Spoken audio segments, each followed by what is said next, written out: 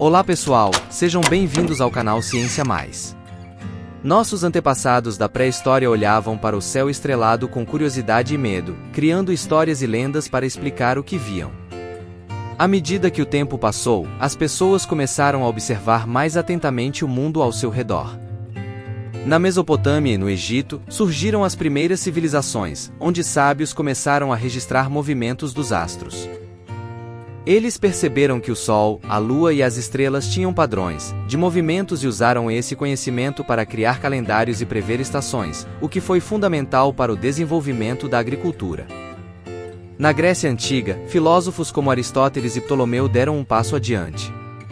Eles acreditavam que a Terra estava no centro do universo, com todos os planetas e estrelas girando ao seu redor. Esse modelo, chamado de geocêntrico, reinou por muitos séculos. Antigos astrônomos do passado, que viveram na China, Índia e na Arábia, honraram seus estudos e deixaram um legado incrível para a ciência astronômica. Vimos na parte 1 desse vídeo sobre a história da astronomia, a incrível contribuição dos povos antigos em relação aos avanços realizados na compreensão do céu e de suas coisas. Mas então, chegamos na Idade Média, e no século XVI, um homem chamado Nicolau Copérnico ousou pensar diferente. Ele passou anos observando o céu e fazendo cálculos detalhados. Finalmente, Copérnico propôs uma ideia revolucionária que mudaria muitas coisas dali em diante. E se, na verdade, fosse o Sol que ocupasse essa posição central, com a Terra e outros planetas girando ao seu redor? Esse novo modelo parecia desafiar tudo o que sabíamos até então. A teoria de Copérnico e sua teoria abriram caminhos para outras grandes mentes, como Galileu e Kepler, que provaram que ele estava certo. Na parte 2 desse vídeo sobre a história da astronomia, vamos explorar 500 anos de avanços no estudo das ciências astronômicas, começando na primeira metade dos anos 1500 e chegando até os dias atuais com a conquista do espaço. Assim, de olhares curiosos para o céu na pré-história até a ousadia de Copérnico, a jornada do conhecimento humano mostra como a curiosidade e a coragem de questionar o óbvio podem mudar o mundo. E a grande lição é que, não importa quão impossível algo pareça, sempre vale a pena olhar de novo e perguntar: e se não for assim? E se for diferente? Ciência Mais, um canal de Bruno Farias da Silva.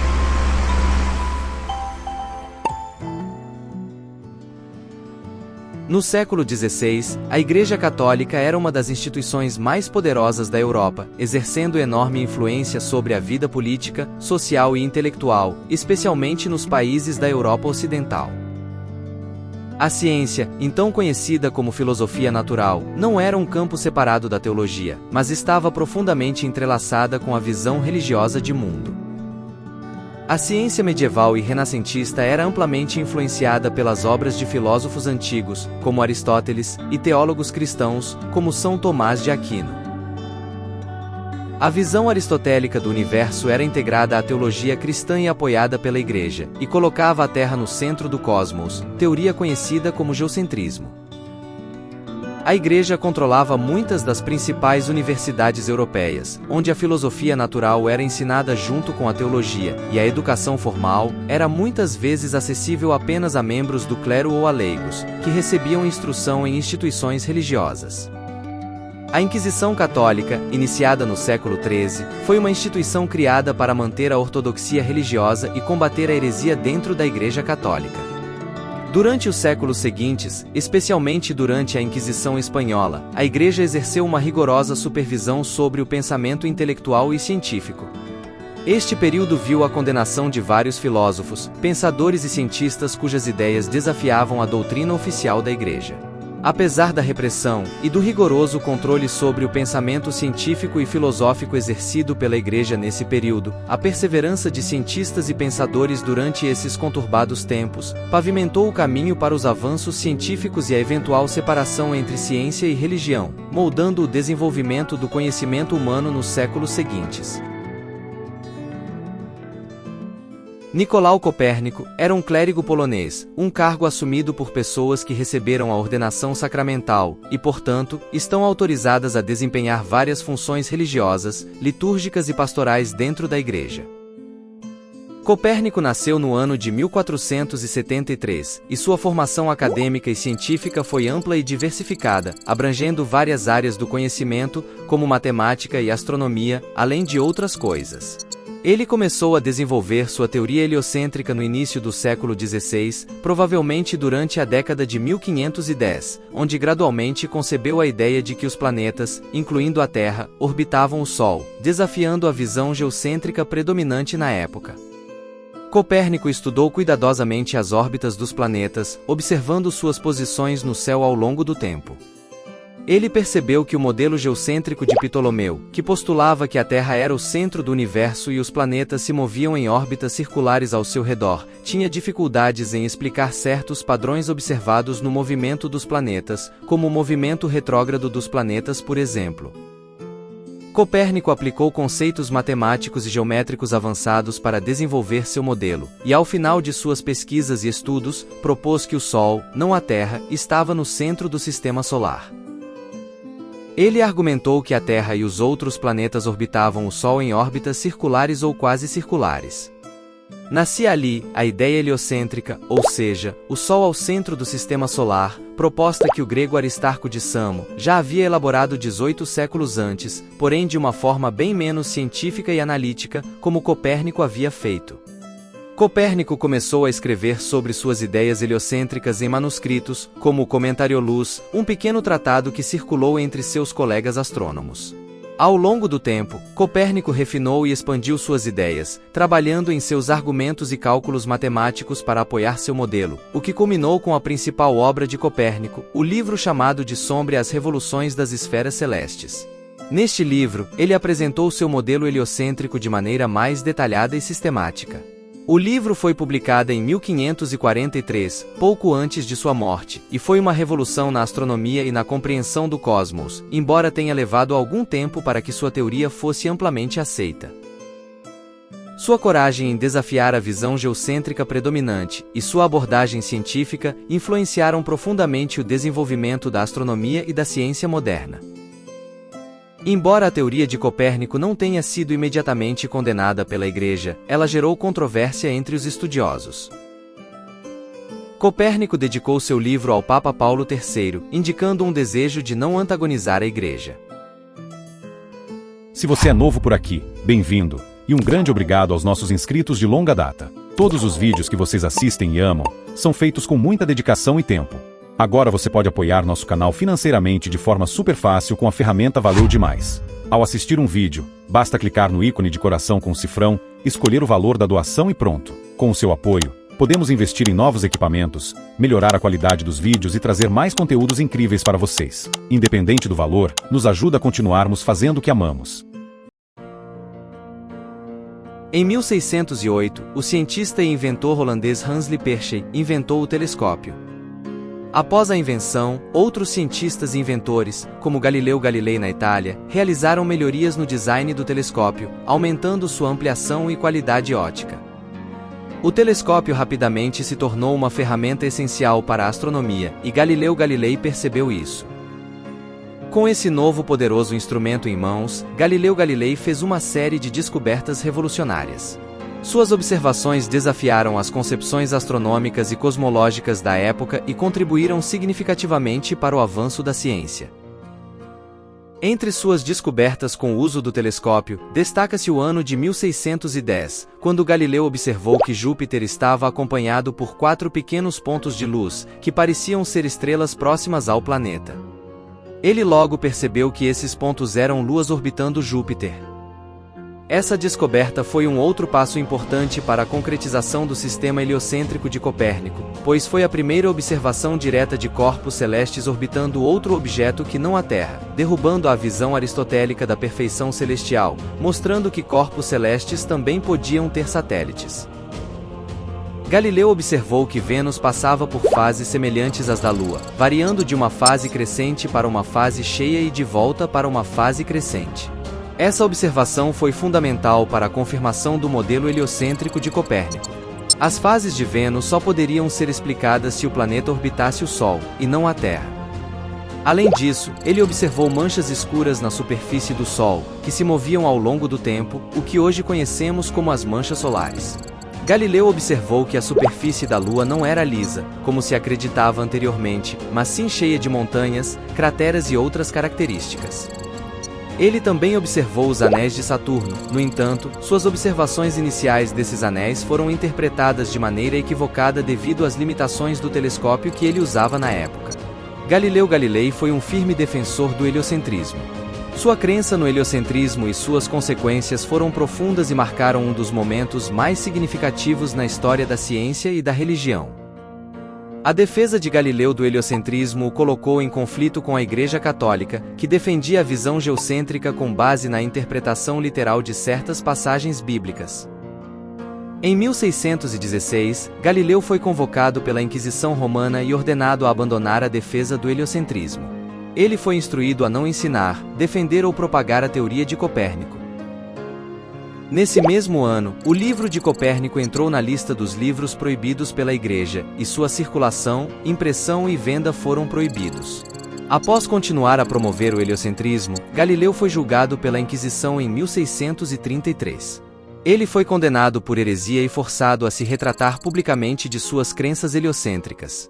Após o julgamento, Galileu passou o resto de sua vida em prisão domiciliar sob a supervisão da Igreja Católica.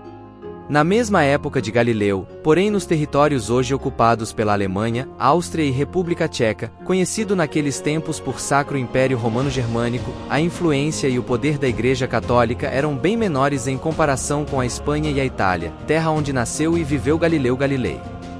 A Igreja Católica, que mantinha um controle rígido sobre a atividade intelectual e científica através da Inquisição, não tinha tanta influência sobre a região onde o astrônomo e matemático Johannes Kepler viveu e desenvolveu suas pesquisas e estudos astronômicos. As descobertas e a obra de Kepler revolucionaram a mecânica celeste, e suas principais descobertas incluíram a definição de que os planetas orbitam o Sol numa órbita elíptica, e não num círculo perfeito conforme se acreditava na época, o que ele chamou de sua primeira lei. Kepler sabia que não a Terra, mas sim o Sol era o corpo celeste central de nosso sistema solar, e todos os demais corpos celestes orbitavam.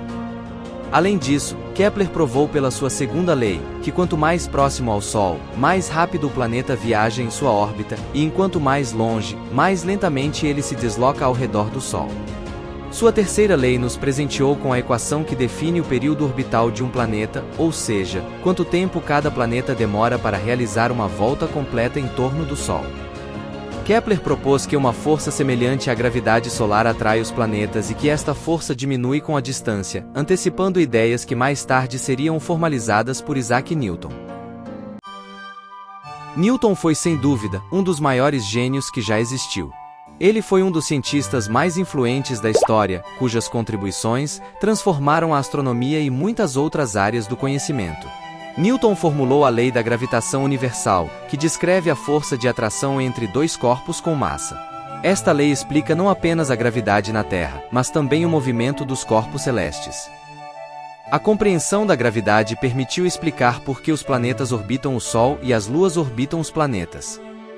Sua obra, conhecida simplesmente por Principia, publicada em 1687, é uma das mais importantes na história da ciência. No Principia, Newton apresentou sua lei da gravitação universal e as leis do movimento, integrando matematicamente a física terrestre e a astronomia. Usando suas leis, Newton foi capaz de explicar e prever uma variedade de fenômenos astronômicos, como as marés, as órbitas elípticas dos planetas e o movimento dos cometas. Foi com base nas leis de Newton que o astrônomo Edmund Halley fez uma descoberta revolucionária sobre o cometa que hoje leva seu nome, o cometa Halley. Utilizando as leis do movimento de Isaac Newton, Halley analisou registros de aparições de cometas que ocorreram em 1531, 1607 e 1682. Ele percebeu que esses cometas tinham órbitas muito semelhantes e sugeriu que eles eram, na verdade, o mesmo objeto celeste que retornava periodicamente. Em seu estudo, publicado em 1705, Halley previu que o cometa retornaria em 1758, o que foi confirmado após sua morte, consolidando sua previsão. Essa confirmação foi uma prova robusta das leis de Newton e da teoria gravitacional, demonstrando que os cometas são corpos do sistema solar que seguem órbitas previsíveis. Charles Messier foi um astrônomo francês, que era um caçador de cometas dedicado, e sua principal motivação para criar um catálogo de estrelas era evitar confusões entre cometas e objetos fixos do céu profundo, como nebulosas e aglomerados estelares. Messier trabalhou na catalogação de objetos astronômicos, resultando no famoso catálogo Messier. Este catálogo foi criado durante o final do século XVIII, e sua primeira edição publicada aconteceu em 1774. Ele é uma das obras mais importantes da astronomia de observação, contendo 110 objetos astronômicos, incluindo nebulosas, galáxias, aglomerados globulares e aglomerados abertos, o que contribuiu significativamente para a ampliação do conhecimento sobre a diversidade de objetos no universo e a melhorarmos nossa compreensão sobre a estrutura do cosmos. Nos anos 1820 e 1830, astrônomos notaram irregularidades na órbita de Urano que não podiam ser explicadas pelas leis de Newton. Essas anomalias sugeriram a presença de um planeta desconhecido cuja gravidade estava afetando a órbita de Urano. Os matemáticos Urbain Le Verrier na França e John Couch Adams na Inglaterra, independentemente, calcularam a posição desse planeta baseando-se nas perturbações orbitais de Urano. A descoberta de Netuno, o oitavo planeta do Sistema Solar, foi um marco significativo na história da astronomia. Ela ocorreu em 1846, e é notável por ser o primeiro planeta descoberto por meio de cálculos matemáticos, em vez de observação direta, o que solidificou a confiança nos métodos científicos e matemáticos aplicados à astronomia, pavimentando o caminho para futuras descobertas astronômicas. Em 1863, o astrônomo inglês William Huggins desenvolveu a espectroscopia astronômica, uma técnica que permitiu a análise detalhada da composição e dos movimentos de estrelas e nebulosas. Ele foi um dos primeiros a usar a espectroscopia para estudar a composição das estrelas, analisando a luz das estrelas para identificar as linhas espectrais de diferentes elementos químicos. Em 1864, ao observar a nebulosa de Órion, ele identificou que ela tinha um espectro de emissão, indicando que era composta por gases e não por estrelas, como se pensava anteriormente. Esta descoberta foi crucial para a compreensão da natureza das nebulosas. Ele é lembrado como um dos fundadores da astrofísica moderna, transformando a astronomia em uma ciência que pode investigar a natureza física do universo. A teoria da relatividade geral de Albert Einstein, publicada em 1915, revolucionou nossa compreensão da gravidade e da natureza do universo. Einstein propôs que a presença de matéria e energia curva o espaço-tempo ao seu redor. Corpos massivos, como planetas e estrelas, causam uma curvatura no espaço-tempo, o que faz com que outros corpos se movam em trajetórias curvas ao seu redor, estabelecendo que a gravidade não é uma força fundamental, mas sim uma manifestação da curvatura do espaço-tempo. Isso contrariou as leis de Newton, ou melhor, explicou de uma forma mais matemática e precisa os efeitos da gravidade. A relatividade geral fornece uma estrutura teórica precisa para entender o comportamento de corpos celestes sob a influência da gravidade. Isso é crucial para estudar objetos como buracos negros, estrelas de nêutrons e galáxias, bem como para compreender a evolução do universo como um todo. Em 1924, o astrônomo norte-americano Edwin Hubble demonstrou que o universo está em expansão, com galáxias se afastando umas das outras, com base no desvio para o vermelho observado no espectro de luz das galáxias, em perfeito encaixe com as equações do efeito Doppler. Por essa significativa descoberta, seu nome foi homenageado para batizarmos o primeiro telescópio espacial lançado em órbita da Terra em 1990, o Telescópio Espacial Hubble. Em 1930, o também astrônomo e norte-americano, Clyde Tombaugh, descobriu Plutão, inicialmente classificado como o nono planeta do Sistema Solar. Posteriormente, em 2006, Plutão foi reclassificado como um planeta anão.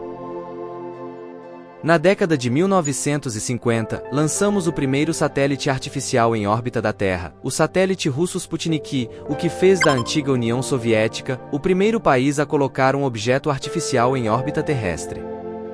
Em 1965, Arno Penzias e Robert Wilson descobriram acidentalmente a radiação cósmica de fundo, o que forneceu evidências observacionais robustas para a teoria do Big Bang, sugerindo que o universo começou a partir de um estado extremamente quente e denso.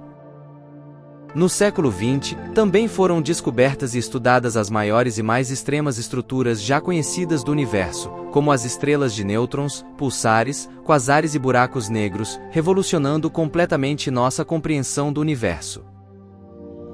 Os norte-americanos não ficaram para trás, e durante as décadas de 1960 e 1970, lançaram o programa espacial Apollo, culminando com a alunissagem dos primeiros seres humanos na Lua em 1969, tornando Neil Armstrong o primeiro ser humano a pisar em um outro corpo celeste que não a Terra.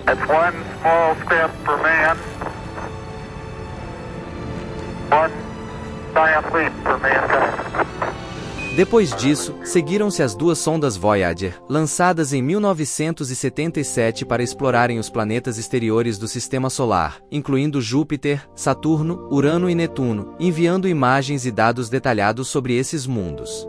Atualmente, ambas as sondas chegaram às fronteiras gravitacionais do nosso Sistema Solar. Os grandes enigmas atuais da astronomia são chamados de matéria escura e energia escura. A astrônomo norte-americana Vera Rubin e seus colegas de pesquisa descobriram que a maioria das galáxias não giram de acordo com as previsões baseadas na matéria visível. Isso levou à teoria da matéria escura, uma forma invisível de matéria que compõe a maior parte da massa do universo. Outros estudos de supernovas distantes revelaram que a expansão do universo está acelerando. Isso levou à hipótese da energia escura, uma força misteriosa que compõe cerca de 70% do conteúdo do universo e está causando essa aceleração. Finalmente, um outro grande impulso e inovação recente na astronomia foi a descoberta do primeiro exoplaneta em 1995 por Michel Mayor e Didier Queloz. Eles descobriram o primeiro exoplaneta em órbita de uma estrela semelhante ao Sol, o planeta 51 Pegasi b, orbitando a estrela Pegasi 51. Desde então, milhares de exoplanetas foram descobertos, muitos deles em zonas habitáveis. Estas descobertas moldaram a astronomia moderna, expandindo nosso conhecimento sobre a estrutura, a história e a evolução do universo. O século XX foi um período de progresso sem precedentes, estabelecendo bases sólidas para as futuras explorações científicas. Ficamos por aqui, e agora deixo na tela um card recomendando outro vídeo aqui no canal que tenho certeza que você irá gostar muito. Trata-se de um vídeo onde eu falo sobre a primeira parte dessa série de 2 vídeos sobre a história da astronomia. Obrigado por ter assistido esse vídeo e pelo like se você gostou desse conteúdo. Até o nosso próximo vídeo.